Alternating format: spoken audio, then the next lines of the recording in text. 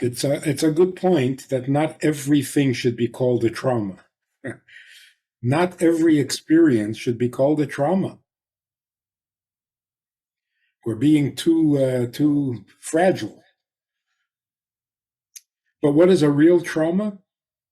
A real trauma means that the experience gets absorbed into the system, into your mind and heart, and doesn't grow. It doesn't mature with time. It stays the same. That's a trauma. So if we were traumatized by slavery, as you said,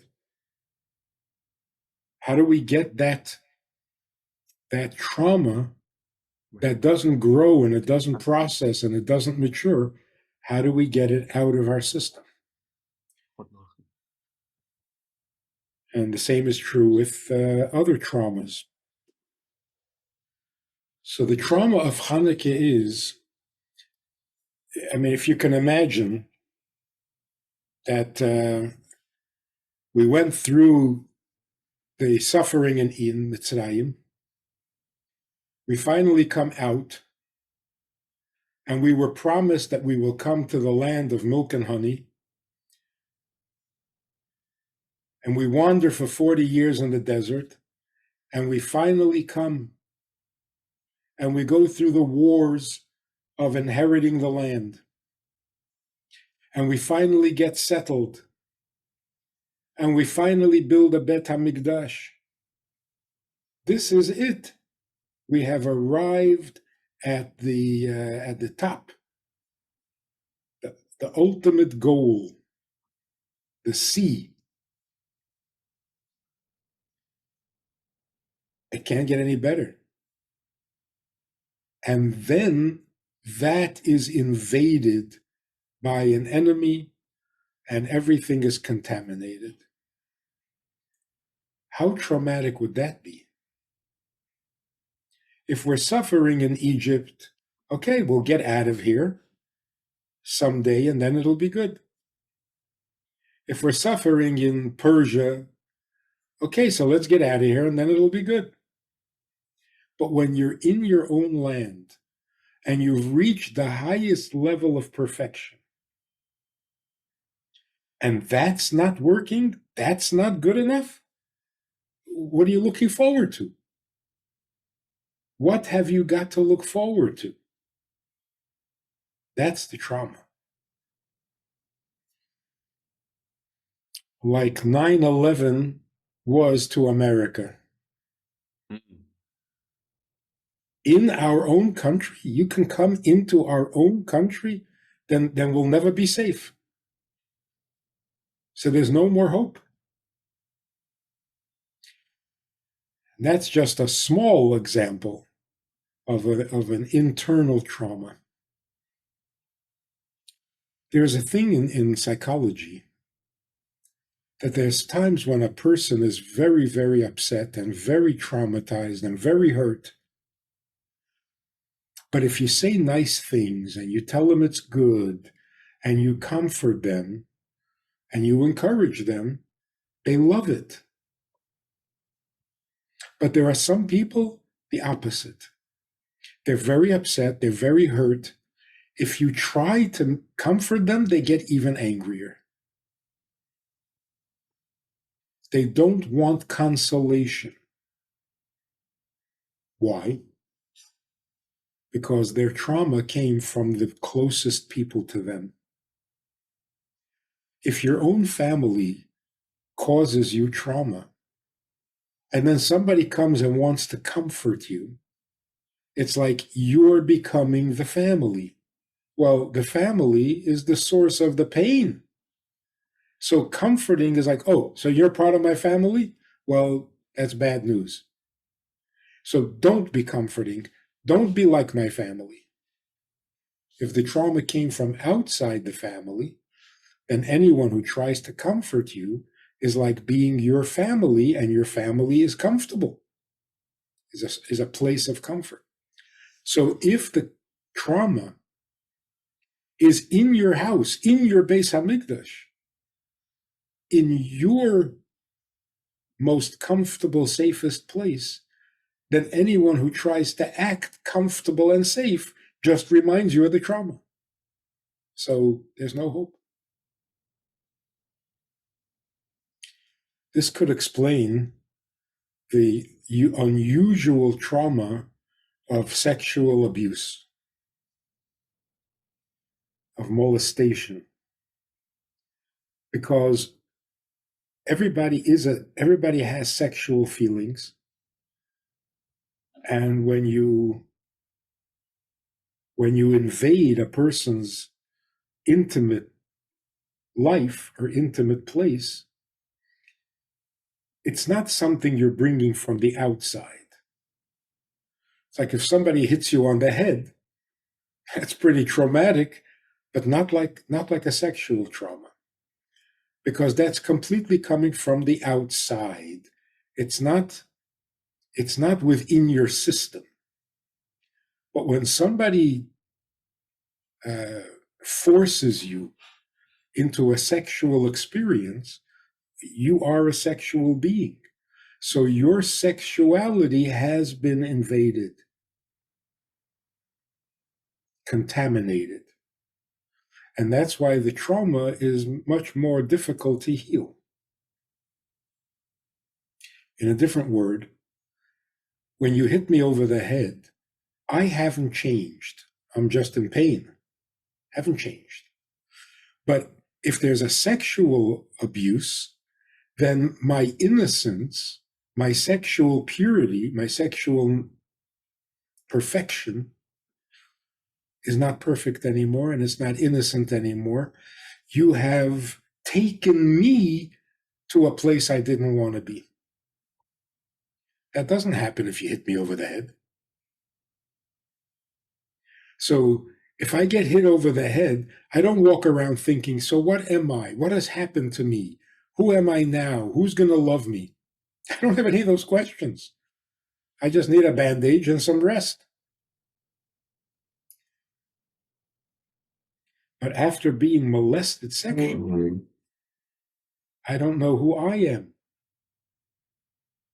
Am I still innocent? Am I still pure? Am I still lovable, respectable, desirable? That's the trauma.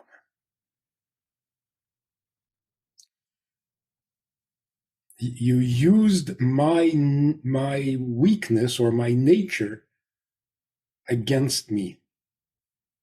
You contaminated something in me. Okay. What happened with Chanukah? They came to make a Chanukah Habayit in the Beit HaMikdash, and they found that all the oil was contaminated. If the Greeks, if the Hellenists didn't want us to light the menorah, why did they contaminate the oil? Why didn't they destroy it? If you destroy the oil, then we certainly can't light the menorah. But if you contaminate the oil, al pi halacha, tuma hutra b'tzibur. If the whole community is tamei, then tuma is not a problem anymore, because everybody is tamei. So you're not making anything worse. So you can light the menorah with oil that is tamei. So that's not going to stop the lighting. If they wanted to stop the lighting, they should have destroyed the oil. Why didn't they? They didn't want to destroy. They wanted to influence.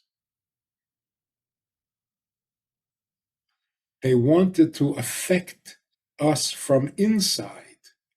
They wanted us to do what we do, but according to them.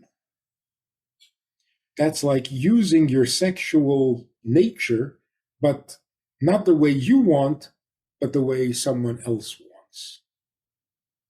They wanted them to light the menorah with their kind of oil. That's a much more philosophical or ideological trauma.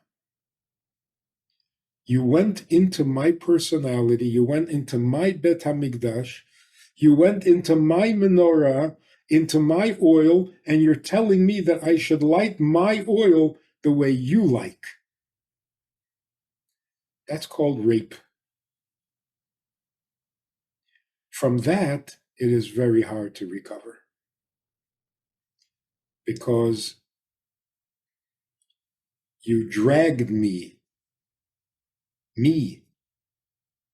into something I didn't want to do. If you hit me over the head, you haven't involved me. So the loss of innocence is much more confusing, much harder to recover, because now the question is not, what did you do to me? The question is, what's left of me? What am I now? I'm not, on the surface, I'm not me anymore. And that's very painful. So to be very blunt and very, very frank about it, if a person is molested sexually, they don't hate the person who molested them, they hate themselves in some way. What does that mean? We are very sensitive and we react to sexual stimulation. Now that it was taken advantage of and abused, I hate it. I hate the fact that I respond with sexual feelings. Because now it's a negative experience. So I don't ever want to experience that again. So I turn off all my sexual feelings. I will never be vulnerable again, because being vulnerable got me into trouble. So I now see it as a weakness. There's something wrong with me, and I should not allow it again. That's serious messed up. שאלו פה גם למה בעצם הבושה היא הרבה פעמים דווקא על הבן אדם שחווה את התקיפה ולא על הבן אדם שתקף. למה הוא דווקא מתבייש? זה קשור לזה? Yeah.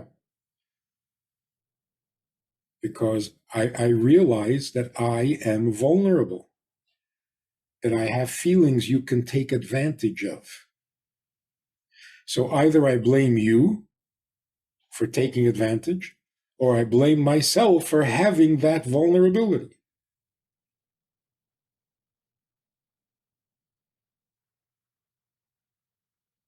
אז בגלל בעצם שמשהו כל כך פנימי השתנה אצל הבן אדם שהותקף, וזה משהו שהשתנה בו, לא משהו שקרה לו, אלא משהו שהשתנה בו, אז הרבה פעמים הוא בעצם שונא את עצמו, יותר משהו אפילו שונא את התוקף, הוא הולך בעולם עם תחושה של שנאה כלפי עצמו, כי יש בו עכשיו איזושהי טומאה, איזשהו חילול, איזשהו כוח שהוא לא אוהב, והוא מתבייש בעצמו, כי יש בתוכו איזשהו משהו שהוא לא אוהב. אז עכשיו הכוח המיני שלו, האנרגיה המינית שלו, הפכה להיות משהו שהוא מזהה עם התקיפה, עם הבושה, עם השנאה העצמית, ולכן הוא לא רוצה לפגוש את האנרגיה הזאת יותר, הוא לא רוצה להפעיל אותה, הוא לא רוצה ששום דבר יעורר אותה, לכן הוא יעדיף להימנע ממפגשים מיניים שיעוררו בו או בה, שזה לא יעורר בה שוב את התענוג המיני, את האנרגיה המינית, את הכוח המיני, כי כל האנרגיה הזאת שהייתה כל כך טהורה ותמימה, עכשיו מזוהה עם הטומאה, עם השנאה העצמית, עם התקיפה, וזה משהו שמאוד מאוד מאוד קשה להתגבר עליו, וזה המקור לסיבה בושה, שהאנשים האלה מתהלכים עם איזושהי בושה, כי זה משהו שהופעל עליהם מבפנים, משהו שהם פגשו בעצמם שהם לא אוהבים. A woman who is raped, God forbid, can have one of two reactions. One is, I will never experience that again. I will never allow myself to feel the pleasure. I will never allow myself to receive a man. Because that is my weakness, it's my embarrassment, and I can't stand it. Or the opposite. They become so detached from that feeling that, sure, you want to have sex? Yeah, fine. I don't care. It's not important to me. I'll have sex with anybody, with everybody, because it's not going to hurt me. I'm not taking it serious anymore. So the first reaction is never have sex again. The other reaction is, yeah, sex is nothing. In other words, being receptive, which is the most beautiful part of intimacy, being receptive is now too dangerous, too painful, too scary. I don't want to do it anymore. So either I don't have sex, or yeah, I'll have sex, but I'm not receptive. It's impersonal. That way I will never get hurt again. So what happened with Chanukah? There was the opinion that they should light the menorah with the oil that was contaminated. Why do you have to be so innocent? Why do you have to be so pure? It's too painful. Why do you have to have such high ideals? You'll only get hurt from it. You're too vulnerable against the vulgar world. So stop being so particular and stop being so pure and innocent. Lower your standards so that if you get involved in something that is a little vulgar, it'll be okay. It won't shock you again. So lower your standards and you can go on living. And in a sense, you're going to be safer. The Hashmonaim said, Chas v'shalom. Not only am I not going to lower my standards and become less innocent and less pure, I'm going to go up a level. And I'm going to become more innocent and more pure. Because that's the right thing, that's the true thing, that's who I really am. And if I become more of who I really am, I will be much stronger than if I make peace with the tumah.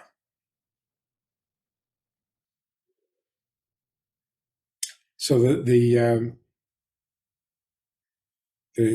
Greeks, the Hellenists, were laughing. You're looking for oil that was not contaminated. What are you trying to be? It's too late. You're not a virgin anymore. Stop it. You might as well make peace with the fact you're never going to be so innocent. So come join us. It's already done. It's too late for you. And really, you should never have been so delicate and so pure that you could be hurt like this.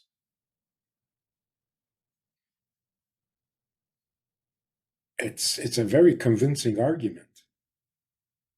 Once you've been compromised, once you were dragged into the vulgar world, you can't go back. That's the trauma.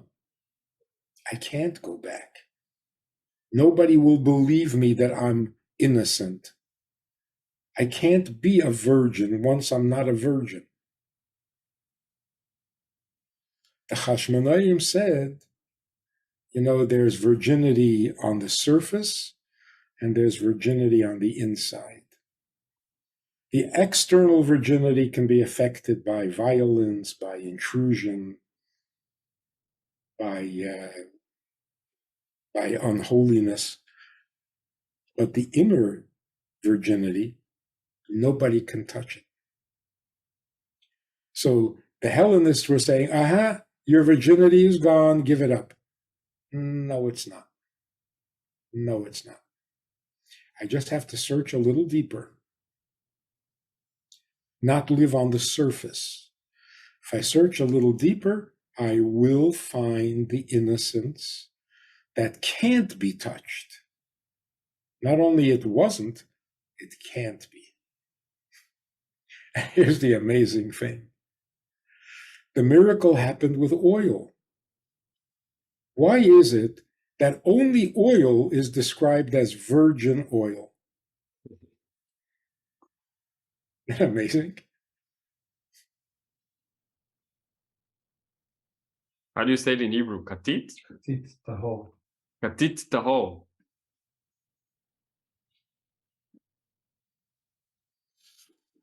So this is basically the point.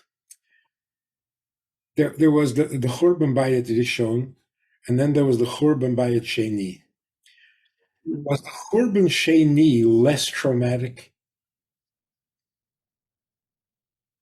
It's like, oh, again? So the second time, it's already not so shocking, It's like,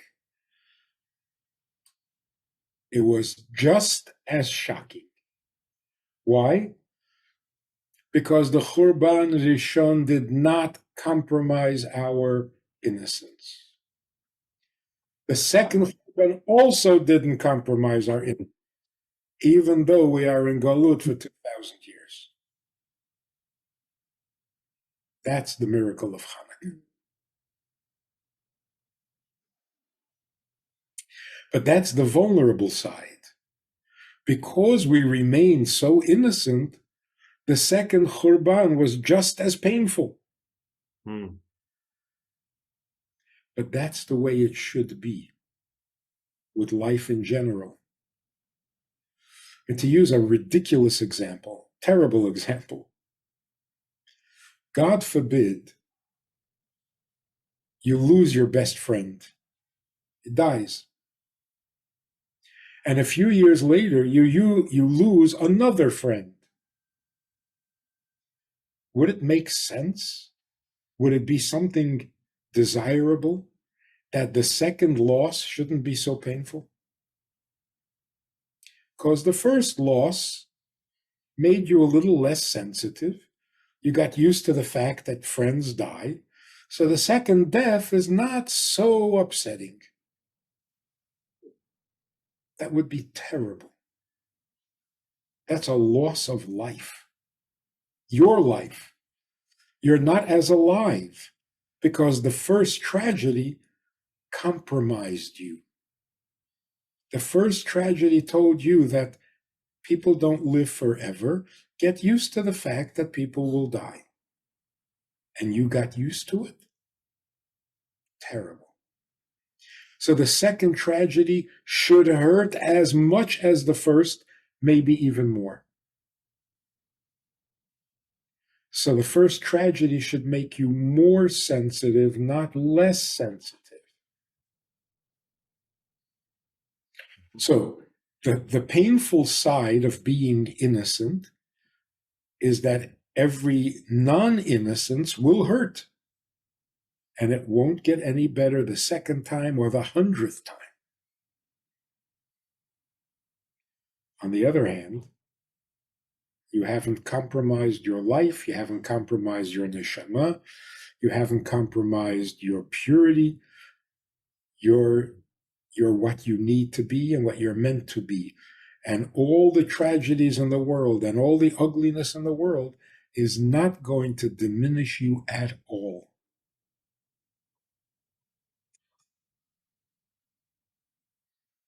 That's the miracle of Hanukkah. Let's come to a conclusion. The damage of the darkness of the Tumah is that you don't think it can get better, and you have to make peace with the evil. That's called darkness. Darkness means I don't see any positive future. This is the way it is. This is the way it's going to be. And too bad. The light, like the light at the end of the tunnel, the light means it's very dark, but soon the sun will come up and it's going to be light. Which means, if you want to describe what is the emotion of Hanukkah, it's not simcha, that's Purim. It's not cherut, that's Pesach. What's the emotion of Hanukkah? The emotion of Hanukkah is optimistic. Of course, it's going to get better. It's going to get better. Not only stay the same, it's going to get better. That's the light of Hanukkah. We light it when it's dark. And what we're saying is, all the darkness in the world is not going to stop the light. Because the darkness will eventually go away, the light will just get brighter. So for the last days that are remaining of Hanukkah, when you light the menorah, think about this.